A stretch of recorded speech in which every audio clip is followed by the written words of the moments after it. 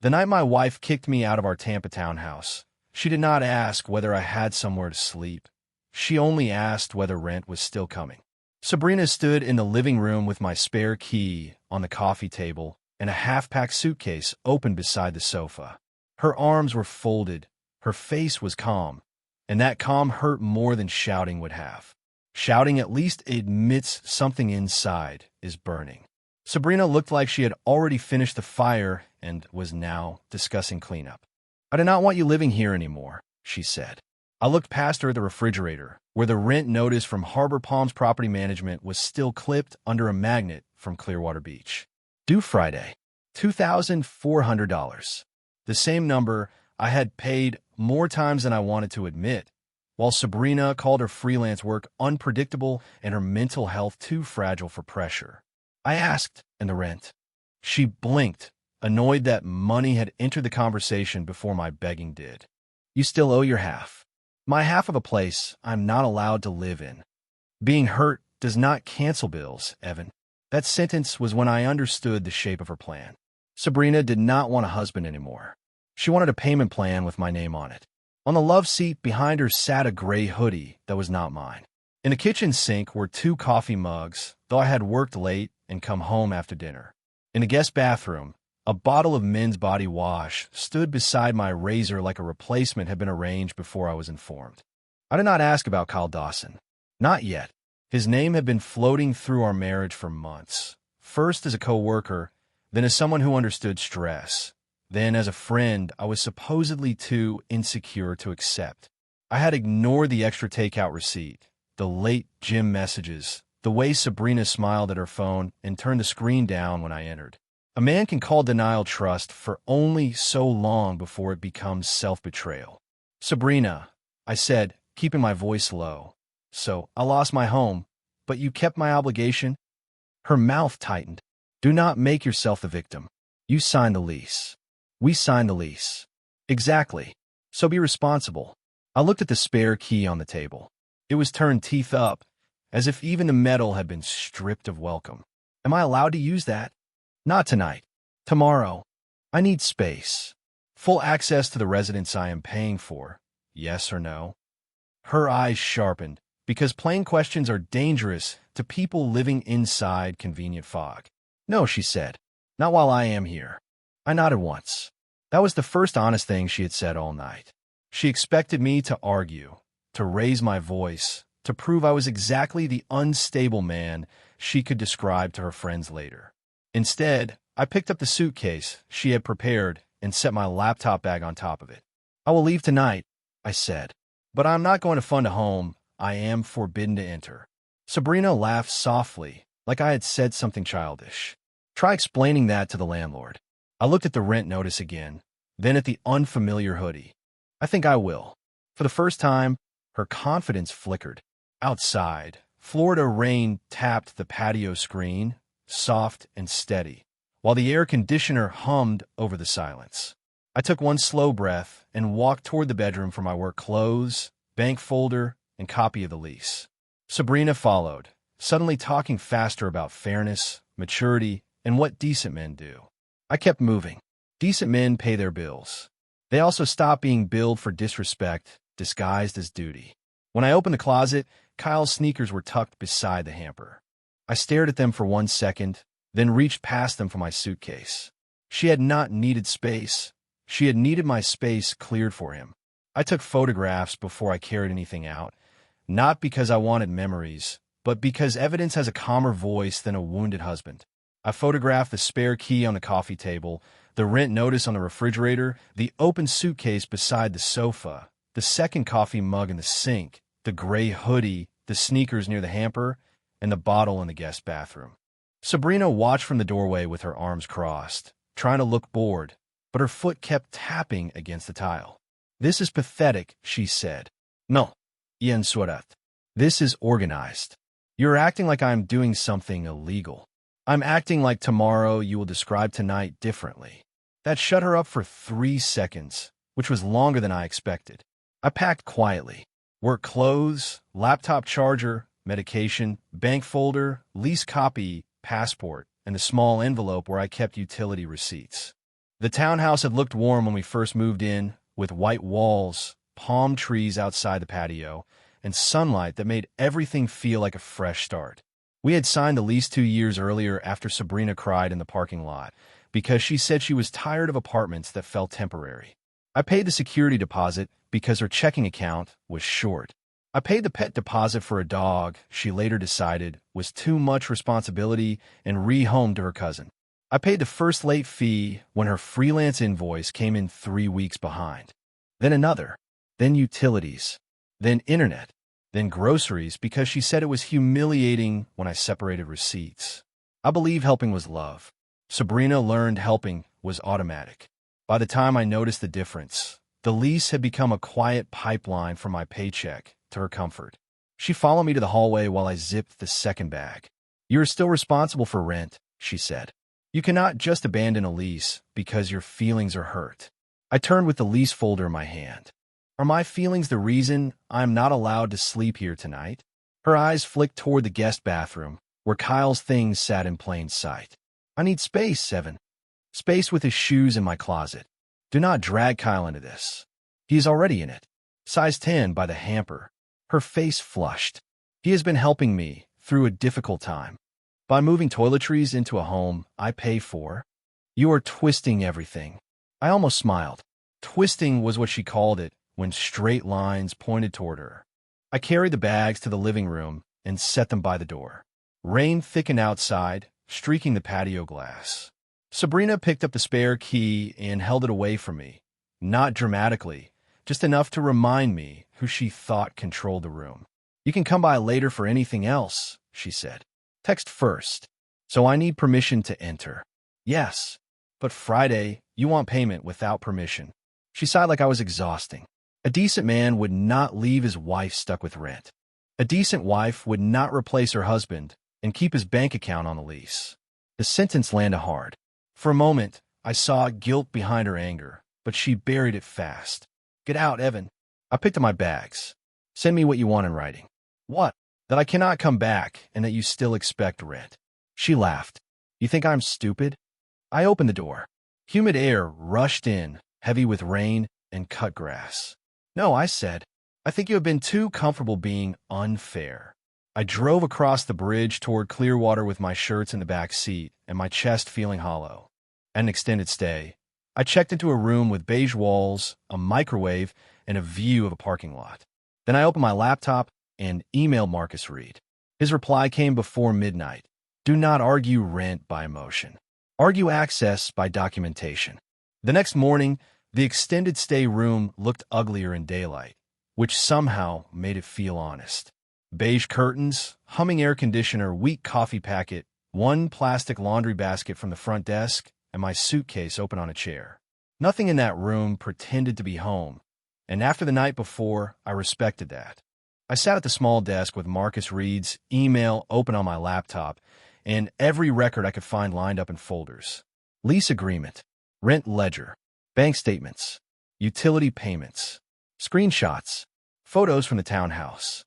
Sabrina's words kept replaying in my head, not the cruel ones, but the practical ones. "You still owe your half. Being hurt does not cancel bills." She had said them with the confidence of someone who thought duty only traveled one direction. I drafted an email to Harbor Palms Property Management, then deleted it because anger had written half the sentences. Marcus had been clear. Facts first. Emotion last, if ever. So I started over. "Good morning, Ms. Brooks. I am a co-tenant on the lease for Unit 14C. As of last night, my co-tenant has told me I am not permitted to access the residence without her permission while still requesting that I continue paying rent. I am requesting written guidance regarding lease options, access rights, and any required documentation." I attached the lease, payment history, and one screenshot showing the rent notice, but not the photos of Kyle's things. That part was personal. The property manager did not need my humiliation to understand the problem. I pressed send at 8:21. At 8:34, Sabrina texted, "Rent is due Friday. Do not make this harder." I stared at the message and felt the old reflex rise in me again, the one that wanted to calm her down, explain myself, reassure her that I would not let everything collapse. That reflex had paid too many bills. I typed, "Please confirm whether I am allowed full access to the leased residence." She answered, "Do not play games." I typed the same sentence again. She sent, "No, Evan, not while I am living here. You need to respect my space." There it was, written cleanly enough for a printer. I screenshotted it, saved it, and sent it to Marcus. He replied with one sentence, "That is the hinge." A hinge is a small thing until a door depends on it. At 9:15, Sabrina called. I let it ring because voices are where people go to erase what they wrote. She called again, then sent, "Kyle is only here because you left."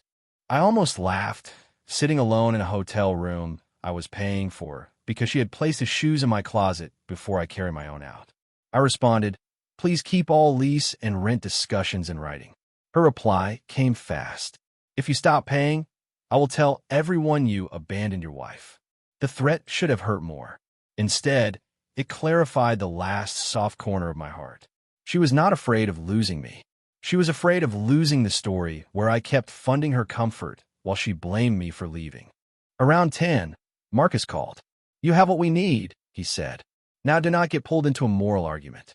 The question is not whether rent exists. The question is whether she can deny use while demanding payment." "Can she?" I asked, not casually. The lease matters, state law matters, the property manager matters, and whatever agreement you two make in writing matters.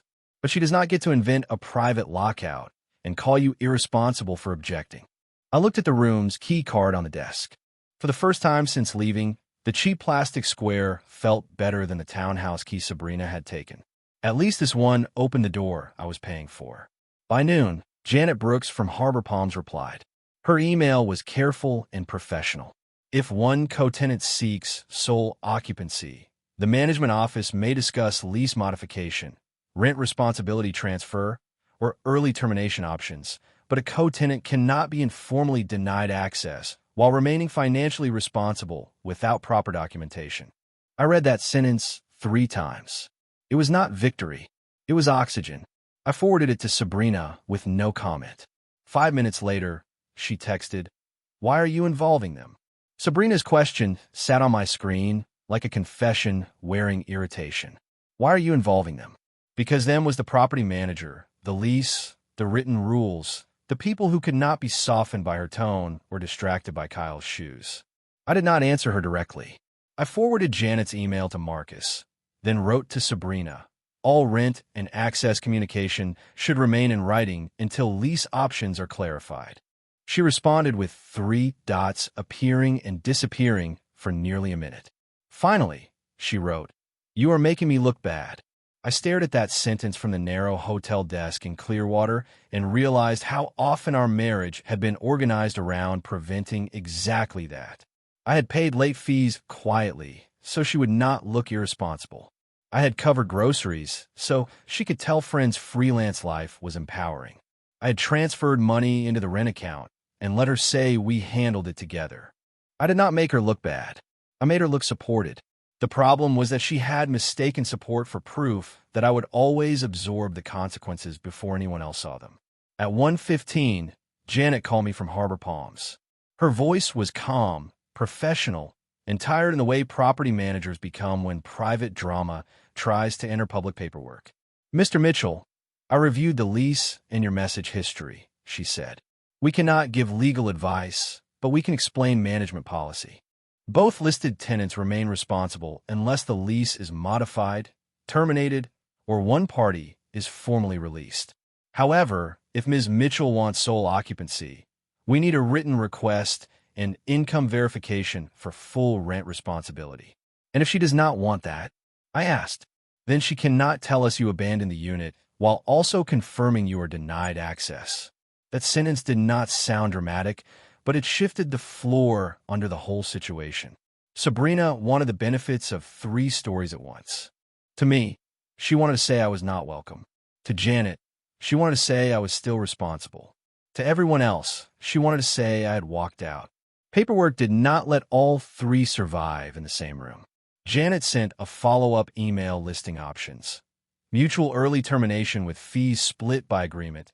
lease modification with Sabrina assuming full rent, or continued joint responsibility with both tenants retaining lawful access.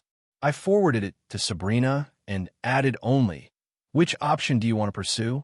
Her reply came fast. "I cannot afford this alone right now." There was the honest center of the demand. Not love, not fairness, not marriage. Afford. I leaned back in the hotel chair and looked at the ceiling stain above the desk. For 2 years, I had treated her instability like a storm we could survive if I held the roof down long enough. But storms pass. Sabrina had built furniture inside hers.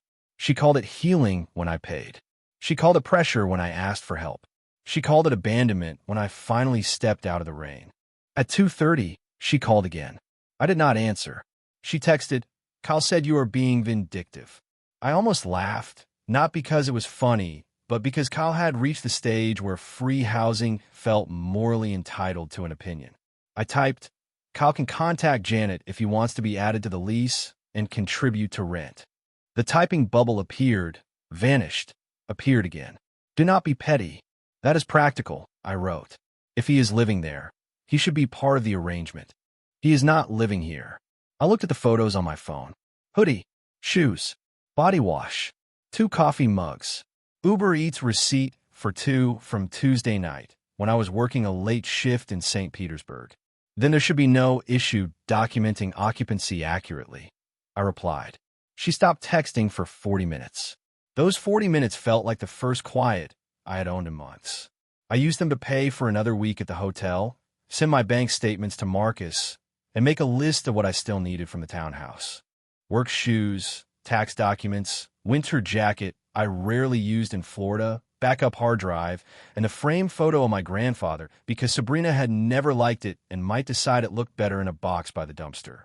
At 4, Marcus emailed a draft notice requesting scheduled access to retrieve personal items and asking Sabrina to confirm whether she sought sole occupancy. The final line was simple. "Mr. Mitchell will not make further voluntary rent payments for a residence he is not permitted to access without a written lease modification or access agreement." I read it twice. A bill is not a vow after you throw the person paying it out. The notice went out at 4:30, and Sabrina responded at 4:41 with the speed of someone who understood money faster than boundaries. "You cannot just decide not to pay," she wrote. I looked at the message from the hotel bed, shoes off, laptop balanced on my knees, and felt the last piece of guilt loosen. She had decided I could not sleep in the townhouse. She had decided Kyle could leave pieces of himself where my life used to sit. She had decided I needed permission to enter a home with my name on the lease. But the moment I decided my paycheck needed the same level of consent, suddenly rules mattered. I typed, "I am asking for lease clarification through proper channels." She replied, "You are punishing me." That word almost worked because it sounded like pain. Then I remembered the key on the coffee table, her voice saying "not while I am here," and the sneakers beside the hamper. "No," I wrote. "I am refusing to fund a private lockout." She did not answer for an hour. During that hour, Marcus called to schedule a supervised visit for the next morning. Janet agreed to meet us at the townhouse at 10, not because she wanted to be part of a marital argument, but because Harbor Palms needed the access issue documented. "Keep it calm," Marcus told me. "Collect what you need. Do not debate Kyle. Do not debate love. Do not debate who hurt whom. Access, lease, items, exit." I wrote those words on the hotel notepad like a man preparing for court instead of a living room. Access, lease, items, exit. The next morning, I drove back to Tampa under a sky so bright it made the whole city look indifferent. The townhouse complex sat behind trimmed hedges and a fake lake with 2 ducks standing beside a sprinkler head. Unit 14C looked exactly the same from outside. Same palm shadows on the stucco, same patio chair Sabrina ordered with my card, same welcome mat she once insisted made us look settled. Janet was already there in slacks and a Harbor Palms polo, holding a clipboard. Marcus stood beside her, calm as always. Sabrina opened the door before we knocked. Her eyes went straight to Marcus, then Janet, then me. "This is humiliating," she said. Janet answered gently. "We are here to document access and lease options, Ms. Mitchell. Sabrina's face tightened at the professionalism. Anger works best in rooms without witnesses. I stepped inside and smelled coffee that was not mine.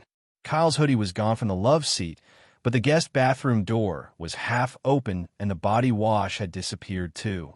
She had cleaned the obvious parts, which only made the night before feel more deliberate. I did not mention it. I walked to the bedroom, took my work shoes, backup hard drive, winter jacket, and the framed photo of my grandfather from the dresser drawer where I had hidden it after she complained it made the room look depressing. Sabrina followed me at a distance. Kyle is not living here, she said. Then lease modification should be simple. He was helping me. With rent. She looked away. That answer was louder than anything. In the hallway, Janet reviewed the options again. Sabrina could assume sole occupancy after income verification. We could agree to early termination and split documented fees. Or both tenants retained access while rent remained joint. Sabrina crossed her arms. I just need some time. Marcus said, time is not a lease option. For the first time, she looked small. Not sorry exactly. Smaller. She turned to me. You really would let me lose this place? I looked around the townhouse I had paid to keep peaceful, then at the door she had used to remove me from it. No, Sabrina. You try to keep the place and lose me only where I was inconvenient. Janet lowered her eyes to the clipboard. Marcus said nothing. Sabrina whispered, that is not fair. I picked up my box. Neither is rent without a key. Outside Unit 14C, the Florida heat wrapped around me like a wet towel, but I felt clearer than I had in weeks. Marcus walked beside me to the parking lot while Janet stayed near the door with Sabrina, explaining forms in that calm property manager voice that made emotions sound like maintenance issues. You handle that well, Marcus said. I placed my box in the back seat. It did not feel well. It rarely does when someone turns access into leverage. I looked back at the townhouse. Through the front window, Sabrina stood with her phone in one hand and her other hand at her mouth. She was not crying yet. She was calculating. I knew the posture. She used it when deciding whether to apologize, argue, or rewrite history. By noon, she chose all three. Her first text said, I am sorry things got so messy. Her second said, Kyle feels terrible that you are blaming him. Her third said, can you please pay this month while I figure things out? I sat in my car outside a sandwich shop in Clearwater and read them twice. She had not asked where I was staying. She had not asked whether I had enough clothes. She had not said she should not have locked me out of a home I was expected to fund. She only wrapped the same demand in softer fabric. I sent one reply. Please direct lease questions to Marcus and Janet. 10 minutes later, Kyle texted me from a number I had never saved. Man, this is between you and Sabrina. Do not drag me into your rent drama. I stared at the message and felt a laugh rise without humor. The man whose shoes had been in my closet wanted privacy from the bill attached to the closet. I forwarded the message to Marcus and blocked the number. There is nothing to gain from arguing with a man comfortable occupying space purchased by someone else's restraint. That afternoon, Harbor Palms sent the formal options. Sabrina could qualify for sole occupancy by submitting income documents and paying the full rent plus any administrative fee. Both of us could agree to early termination with a documented split of penalties. Or we could continue jointly, which meant I retained normal access and responsibility. The email was clean. No insats, no acquiescents, just choices. Choices are terrifying to people who prefer arrangements without accountability. By 4, Sabrina called Janet to ask whether Kyle's income could be used without adding him to the lease. Janet's written summary arrived 10 minutes later. All adult occupants must be disclosed according to lease policy, and income used for qualification requires proper application. I imagined Sabrina reading that while Kyle explained why his situation was complicated, why his money was tied up, why he could not risk a background check because of some old apartment dispute that was never really his fault. Men like Kyle love being invited in emotionally and kept out administratively. At 6, Sabrina finally called me and left a voicemail. Her voice sounded smaller. Evan, I know I said you cannot come back, but I was upset. I did not mean forever. I just needed space. Rent is due tomorrow, and I cannot do it alone. Please do not let this ruin my rental history. My rental history. Not our marriage. Not my trust. Not the fact that I was sleeping under fluorescent hotel lights while she debated paperwork with the man she had made room for. I played a voicemail once for Marcus and then deleted it from my mind, if not from my phone. He advised me not to pay voluntarily without a written agreement defining access or release. That night, in the hotel room, I placed my grandfather's photo on the desk, set the key card beside it, and paid only for one more week where I was actually allowed to open the door. The next morning, rent came due. For the first time in 2 years, the automatic transfer from my account to the townhouse did not go through. Sabrina noticed at 9:03. At 9:03, my phone lit up so many times that the hotel desk vibrated beneath my coffee cup. Sabrina called first, then texted, then called again before the first voicemail finished recording. I watched the screen without touching it. There was something strangely peaceful about seeing panic arrive from the other side of a boundary. For 2 years, rent had left my account before breakfast like a quiet servant. That morning, the servant stayed home. Her first message said, "The rent did not process." The second said, "Evan, answer me right now." The third said, "You're going to ruin both of us." I almost responded to that one because it sounded close to true, but only close. I was not ruining us. I was refusing to keep financing the version of us where I slept in a hotel while Kyle drank coffee from my kitchen mugs. Marcus called at 9:20. "Do not answer her directly," he said. "Harbor Palms has the documentation. We will respond through proper channels. She says I am ruining both of us. She denied access and demanded payment. That is the issue." I looked at my grandfather's photo on the desk, the old man in suspenders standing beside a bass boat in Georgia, smiling like life had never confused responsibility with surrender. "What happens now?" I asked. "Janet will issue the standard rent reminder to all tenants. Then we push for a written option today. Sole occupancy, shared access, or early termination." At 10, Janet emailed both of us. Her message was professional enough to make Sabrina's drama look even louder beside it. Rent remained unpaid. Lease options remained available. If Sabrina sought sole occupancy, income documentation and assumption of responsibility were required. If both parties chose early termination, fees would be calculated. If joint responsibility continued, both listed tenants retained access. 3 doors. No folk. Sabrina replied, all by accident, or maybe by emotion. "I cannot have Evan coming and going while I am trying to heal." Janet answered, "If Mr. Mitchell is denied ordinary access, sole occupancy or modification should be addressed." I read that line and felt the whole marriage shrink into one simple truth. Sabrina wanted the language of healing and the math of convenience. At 11:15, Kyle made his contribution by leaving Janet a voicemail, which Marcus later summarized without hiding his disbelief. Kyle said he was not a tenant, not responsible for rent, and only providing emotional support. Emotional support apparently wore sneakers in my closet, used my guest bathroom, and ate takeout at my kitchen table, but stopped at the lease office door. Janet documented the call. That mattered. A man can hide inside a relationship until paperwork asks for his last name. By noon, Sabrina's tone changed. "Maybe we should just do the early termination," she wrote. "But you should pay the fee because you're the one making this impossible." I sent it to Marcus. He replied, "No, just that. No." It was amazing how much strength could fit into 2 letters when someone else had already built the argument. At 1, Marcus drafted a proposal. Early termination fees split according to documented agreement. Final utility charges divided through move-out date. No further voluntary rent from me for denied access periods, and scheduled retrieval of remaining personal property. Sabrina called it cruel. Janet called it workable. That difference told me which world I wanted to live in. By 3, Sabrina finally wrote the sentence I had been waiting for without knowing it. "I did not think you would actually stop paying." I sat back in the chair and let that sentence settle. Not, "I did not think I hurt you." Not, "I should not have kicked you out." Not, "I was wrong to let Kyle stay." She had built the whole plan on the assumption that my responsibility would outlive my welcome. I typed one response and copied Marcus. That assumption is why we are here. She did not answer for an hour. When she did, the message was smaller. Kyle is leaving tonight.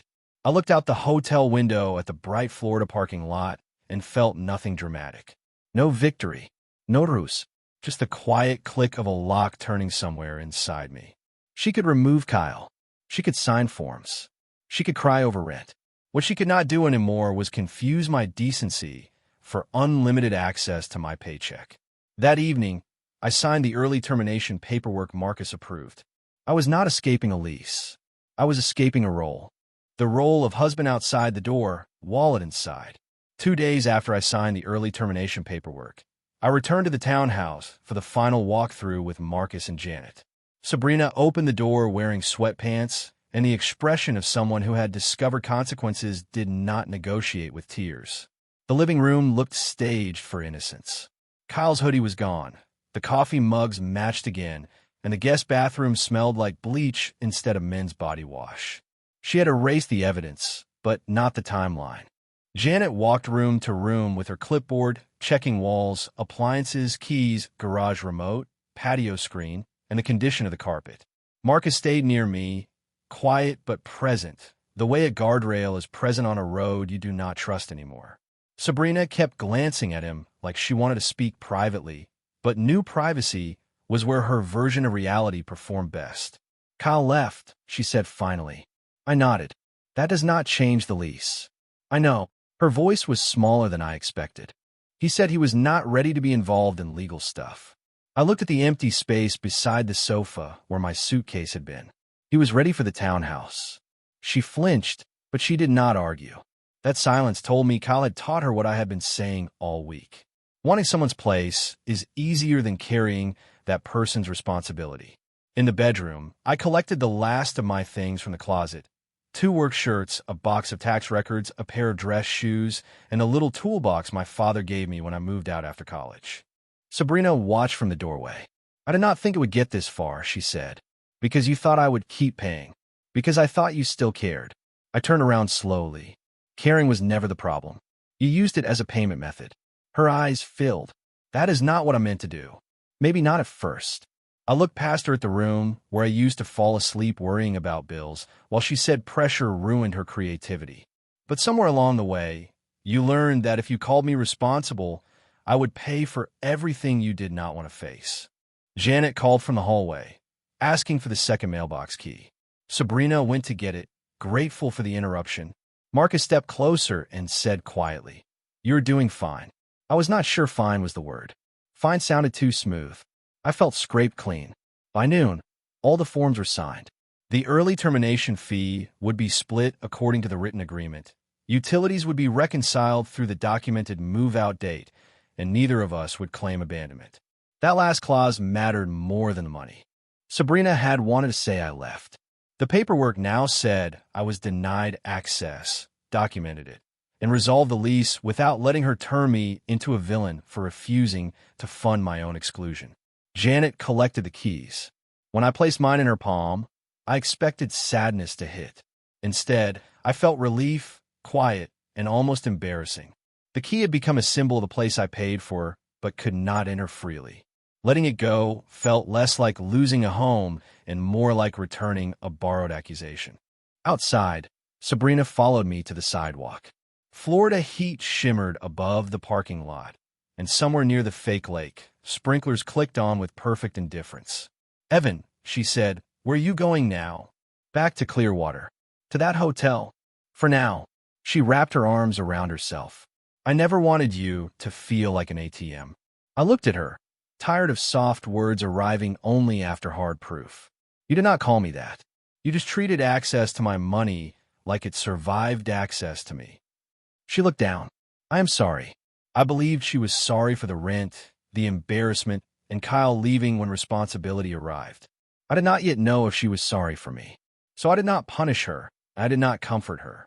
I only nodded, got into my car, and drove away from Unit 14C with no key, no unpaid obligation, and no one else's comfort sitting ahead of my dignity.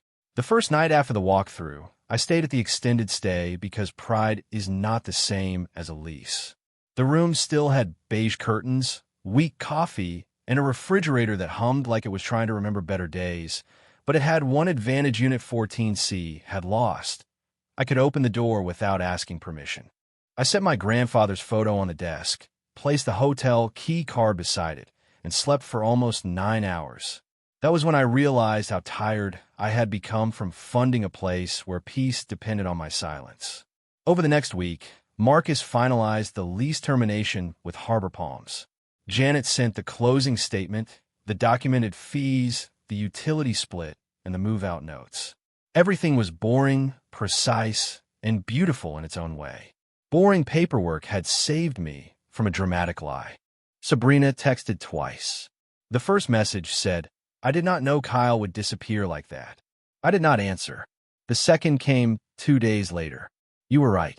He liked having somewhere to stay more than he liked helping me." That one stayed on my screen longer. Not because it healed anything, but because truth sometimes arrives late, wearing the clothes of embarrassment. Kyle had not ruined my marriage. He had only moved into a space Sabrina opened after she decided I was more useful as rent than as a husband. A week later, I found a small one-bedroom apartment in Clearwater, 10 minutes from the water and 20 minutes from work. It had scratched cabinets, a narrow balcony, and a parking space under a crooked palm tree. The rent was less than what I had been paying for half a townhouse. I was not welcome in. When the leasing agent handed me the keys, I stood there longer than normal, feeling the weight of metal in my palm. It was not fancy. It was not impressive. It was mine to use because I paid for it. That sentence sounds simple until you spend years forgetting it. I bought a cheap table, a new coffee maker, and 2 mugs, though I only needed one. On the first Friday, the automatic payment left my account for my own apartment.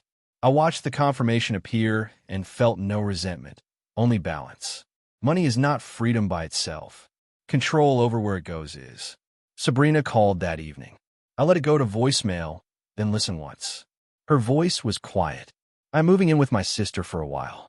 I know you probably do not care, but I wanted you to know I'm sorry for how I treated you. I kept saying responsibility when I meant convenience. I should not have made you pay for a home I told you to leave." I sat on the balcony while the Florida air smelled like salt, traffic, and someone grilling downstairs. For the first time, I did not feel the need to correct her, comfort her, or calculate what her apology would cost me. I saved the voicemail for Marcus, then put the phone down. Some apologies are receipts, not invitations. 2 months later, the divorce process had begun quietly. No public war, no angry posts, no dramatic showdown in front of friends. Just documents, separate accounts, and a life no longer arranged around Sabrina's emergencies. She asked once if I hated her. I told her the truth. No, I just stopped confusing payment with love.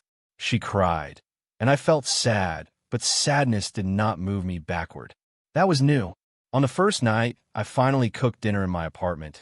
Rain tapped against the balcony glass the same way it had tapped the townhouse patio when I carried my bags out. I ate at the cheap table with my grandfather's photo facing me, a single key resting beside my plate.